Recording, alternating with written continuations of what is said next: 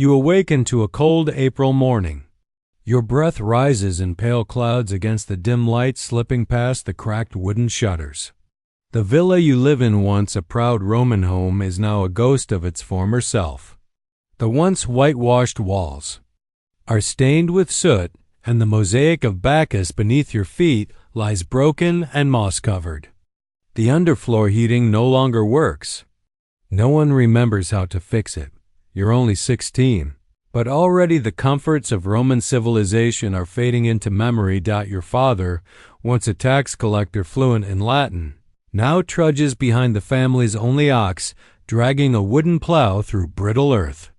Your mother, who used to wear fine woven tunics, now kneels by a clay hearth, baking coarse bread from barley and rye. The luxuries of Rome are gone. In their place is survival. They say the Saxons have landed again, this time near Dubris. And from the north, the Picts have breached Hadrian's wall. There are no more legions, no more letters from emperors. Rome will not return. You fasten your grandfather's bronze sword around your waist. You've never trained with it. No one ever thought you'd need to. Your mother wraps food and blankets. Your siblings stare wide-eyed. Will we come back? Your little sister asks, clutching her wooden doll. You say nothing. Your father answers grimly, no time to reach the fort. We'll hide in the old storage caves. The caves, once used to store wine and grain, are damp and musty, but hidden beneath overgrown vines. Your family gathers what they can and leaves the villa behind. As you look back one last time, sunlight cuts through the clouds, falling across the crumbling roof tiles and shattered plaster. This was once your home, once part of the greatest empire the world had ever known. Now, it's just another ruin, waiting to be claimed by time. You don't know if you'll ever return. You don't know what comes next. But one thing is certain. The old world is gone, and you, born in the shadows of empires, stand at the threshold of something new. 40 years have passed since your family fled the Roman villa and took shelter in the earth. You are no longer that child. Now you are the grandchild of that boy who once looked back at a burning horizon. Your name is Elfwin. You were born not in a grand stone house, but in a modest timber hut nestled within a small village called Justin Asenna, place that didn't exist before your grandparents helped found it. The Roman world is gone, but pieces remain. Stones from collapsed villas form the foundations of new homes.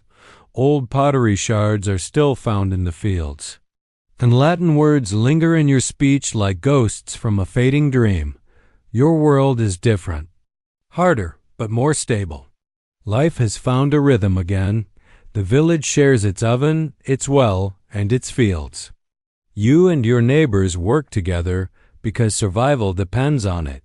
You knead dough in the early morning, help tend sheep in the afternoon, and carry bread to the elder's house where visitors from the coast have just arrived. The traders bring salt, tin, and news whispers of Saxon kingdoms rising in the east. Names like Angles and Jutes pass from mouth to mouth. Some settlements fight, others trade. A few offer land in exchange for uneasy peace. One name rises above the rest, Artorius. Some call him a warlord. Others speak of him like a legend, a leader of men uniting scattered Britons to push back the tide. Whether he is real or myth, no one is sure. But the hope he brings? That feels real. As you help your aunt unload fresh bread at the communal oven, you think of the stories your grandmother told you, of villas and coins, of Roman baths and forgotten gods. But those stories are distant now, like stars fading at dawn. What you know is the soil beneath your feet, the hands of your neighbors, the feel of wool you've spun yourself. This is your Britain, not Ramon, not yet medieval. Something in between, something new, and you are part of it. The sea mists roll in like a whisper from the past. You are no longer Elfwin of Geston. Now you are Cuthbert. a 17-year-old novice living at the remote monastery of Lindisfarne, known to some as the Holy Island. Cut off from the mainland twice a day by the rising tide, you have lived here for 3 years, ever since your family humble shepherds from the hills gave you to the church, hoping for a better life than they could offer. And here, on this sacred rock of wind and salt, your world has narrowed ... and deepened ... you rise before the sun. You grind herbs for medicine. You feed chickens. You copy Latin prayers with slow, aching precision by candlelight, each letter a bridge between the Romang world and this uncertain present. There are fewer than 20 books in the entire monastery, and each is priceless. The church walls are wood and thatch, but the words inside them are stone. Tonight you carry a basket of eggs back to the kitchen when you see them. A group of villagers gathered at the monastery gate. They've come with a sick child wrapped in wool and worry. Brother Ethelwald meets them with a bowed head and gentle voice. He offers prayers, but also honey, willow bark, and knowledge passed down from healers who once studied Roman texts. The sacred and the practical walk hand in hand. Later, you sit with your mentor, Brother Bede, in the scriptorium. He shows you a letter from Canterbury, written in flowing Latin script. The Archbishop wishes to know how you worship, how you live. Tensions grow between the Irish and Roman branches of Christianity. But Bede only smiles and says, "What matters is not the shape of the cross, but the truth it points to." Outside, the sea roars. Inside, the candles flicker. The prayers rise. You chant in Latin, not fully understanding the words, but feeling their weight. You are a link in a long chain of belief and learning, stretching from Rome to Ireland, from the ruins of empire to the slow birth of something new ... and then ... late at night ...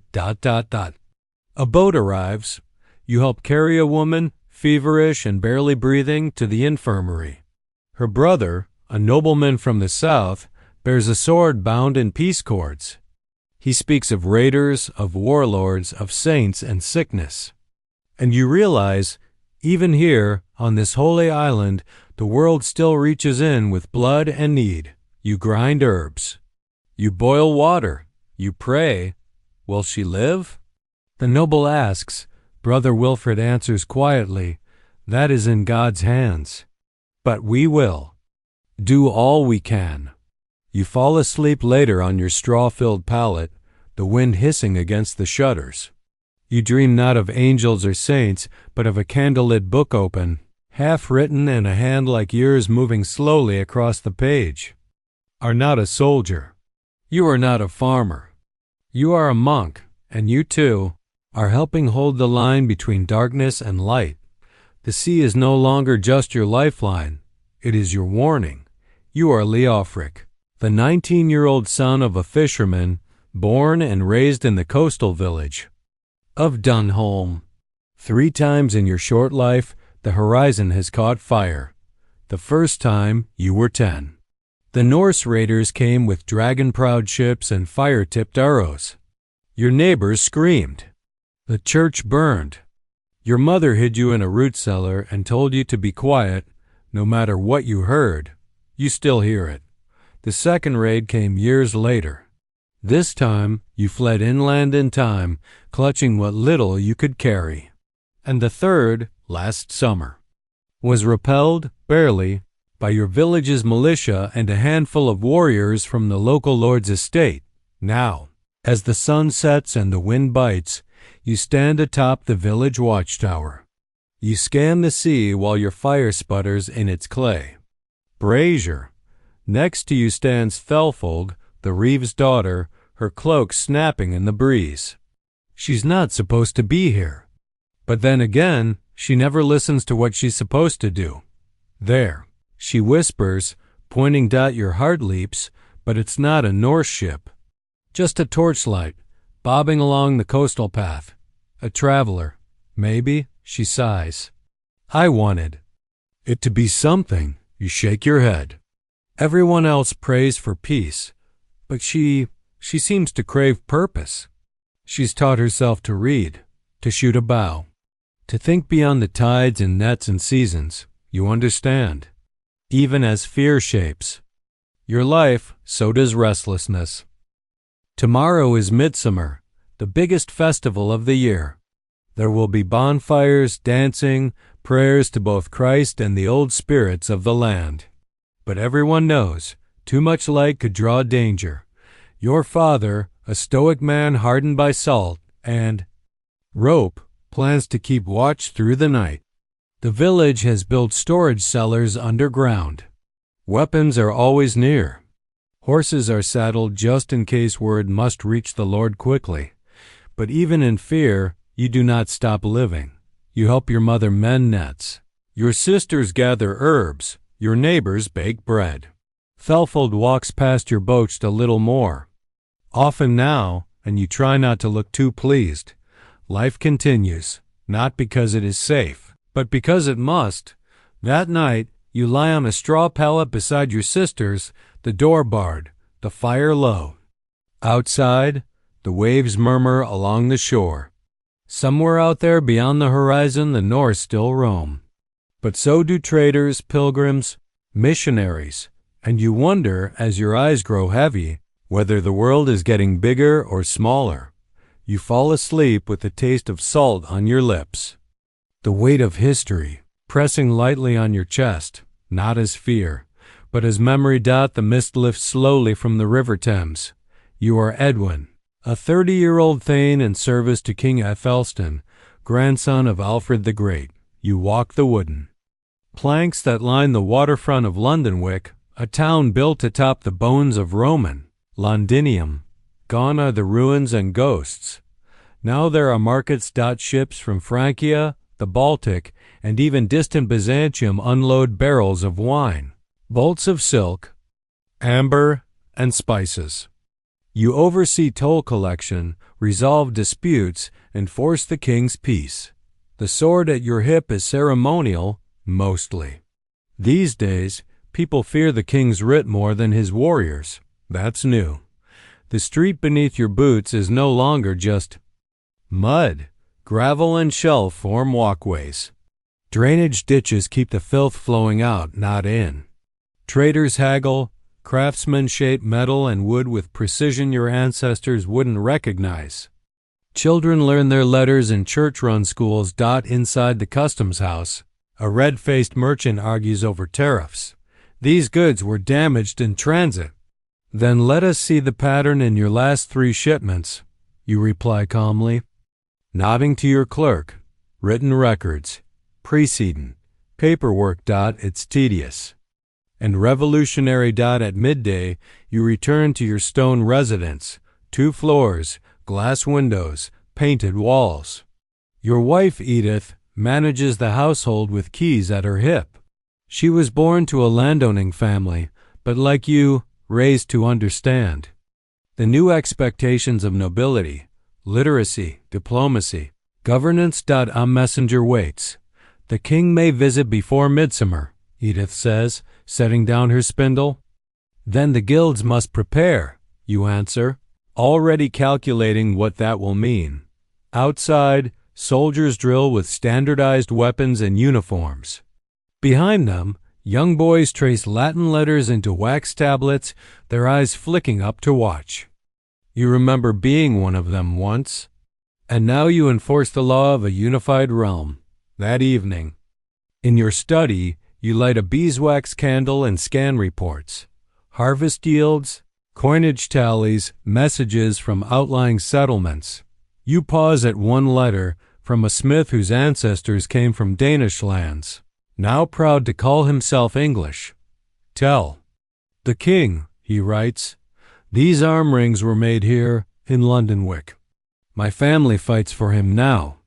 This is the world you live in, where former enemies become citizens, where laws replace oaths, where knowledge flows again through pens, through schools, through memory not just spoken, but written. As you lie beside your wife at night, the town outside glows with firelight, lamps burning longer than the sun.